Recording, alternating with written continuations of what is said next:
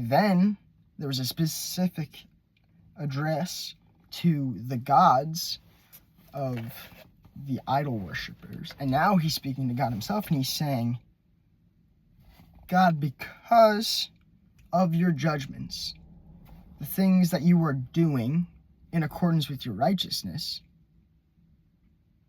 your people, Zion, or the daughters of Judah, are glad, they rejoice. Verse 1, let the earth rejoice, let the many coastlands be glad. Verse 8, Zion hears and is glad, the daughters of Judah rejoice.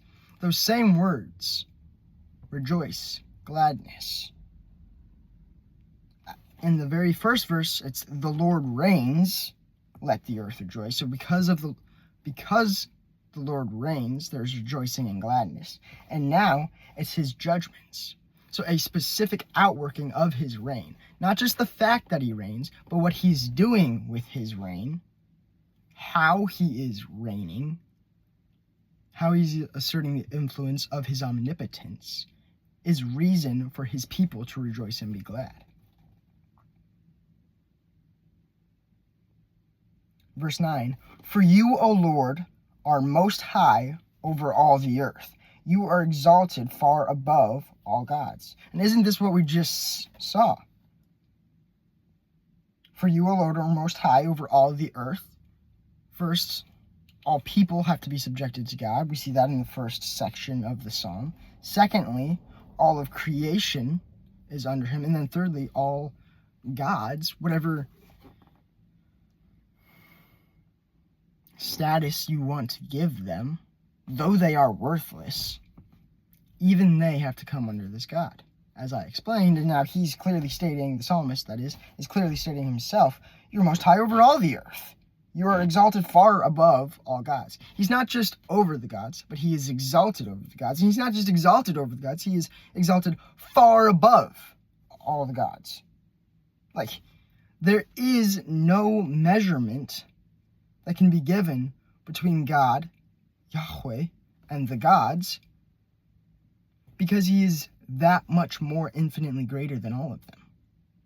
All of them combined with the greatness of creation, the heavens and the mountains, and all of humanity. God is exalted far above all of that. Verse 10. O you who love the Lord, hate evil. He preserves the lives of his saints. He delivers them from the hand of the wicked.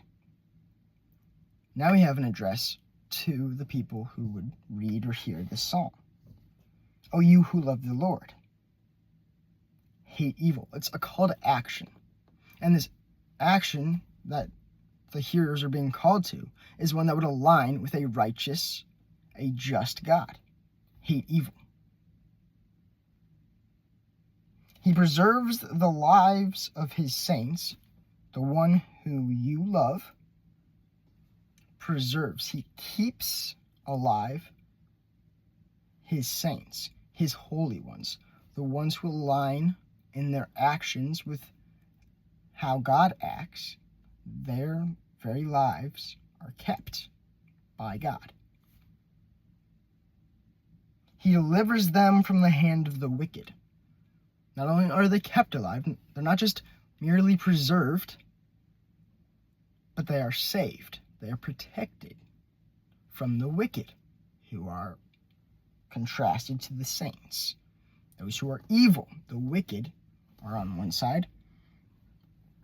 His saints are on the other. They're kind of opposing. They're in opposition by the nature of their deeds. And the nature of the holy ones, the saints, align with God and his nature and his virtue and what he does. And the evil is on the other side.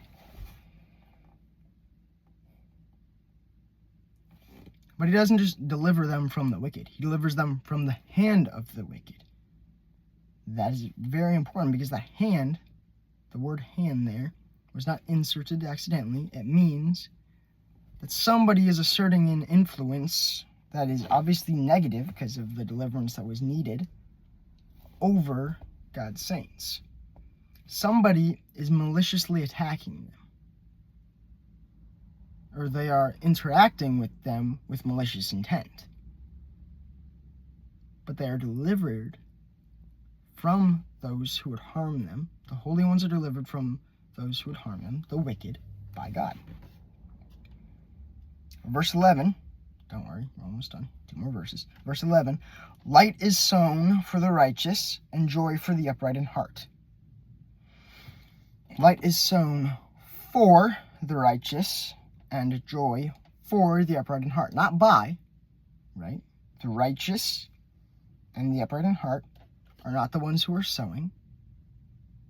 That's very obviously not the wicked, not the worthless gods, not the images, not the idols, not the heavens, not the mountains, not the lightnings, which only leaves God. God is the one who's actively sowing. He's investing for a greater ROI, or return on investment. He's putting light, he's putting joy into the earth as a seed, that it may grow up into maturity, and the fruits of this growth will produce an abundant increase of the wealth that it holds. The light is sown to produce more light when harvested, and the same for the joy. It's placed into the earth, and when it is fully mature and harvested, for the righteous, for the upright in heart, when it is harvested, the righteous and the upright in heart enjoy the benefits of this increase of these wealths, these fortunes, the fortune of light and the fortune of joy. That God is investing on their behalf. And verse 12, finally, rejoice in the Lord, O you righteous, and give thanks to his holy name. And we're rejoicing for a third time in this psalm. Verse 1, verse 8, and now verse 12. It's right at the beginning, right at the end, and somewhere about halfway in between.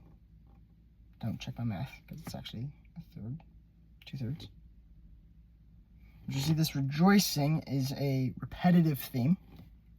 Rejoice in the mountains? No, not in the heavens, not in the gods, but in the Lord. Rejoice in Yahweh, O you righteous. O you righteous. First, Yahweh is described as righteous, and now those who love the Lord are being described as righteous.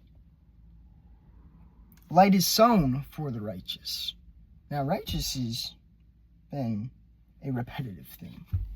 So the righteous now rejoice in the Lord and give thanks to his holy name.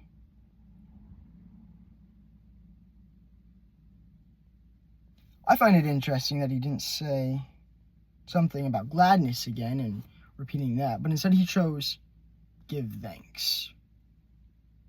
First we're rejoicing, we're praising, and then glad, and then we're glad about his reign, about his judgments. But here we're giving thanks to his holy name. It's not even giving thanks for his judgment or for his reign, but to his holy name. Not just to his name, Yahweh, the only name that is given for him here. We're not just to give thanks to Yahweh as a name, not as a person. We're not just to give this thanks to the name Yahweh, but to this holy name, this name that is set apart. And that is now clearly seen through the past 11 verses. The psalmist has done an amazing job of showing us why the name Yahweh should be holy, should be revered and acknowledged as being set apart. Because this God is set apart. He melts mountains. The heavens proclaim his righteousness. His lightnings are seen throughout all the earth. The many coastlands praise his name. The gods worship him. He is set apart by who he is, not only by what he can do and what he does, but his very nature, his virtue, his righteousness. Not only this and not only that, not only what he does, not only who he is, but both of those things brought together and combined, as seen here, show the greatness of this God, the set-apartness, the holiness of Yahweh. Join me today in rejoicing and being glad and giving thanks to the great God, the God over all gods, the God over all creation, the God over all of humanity, over all nations. Praise be to the holy name, Yahweh.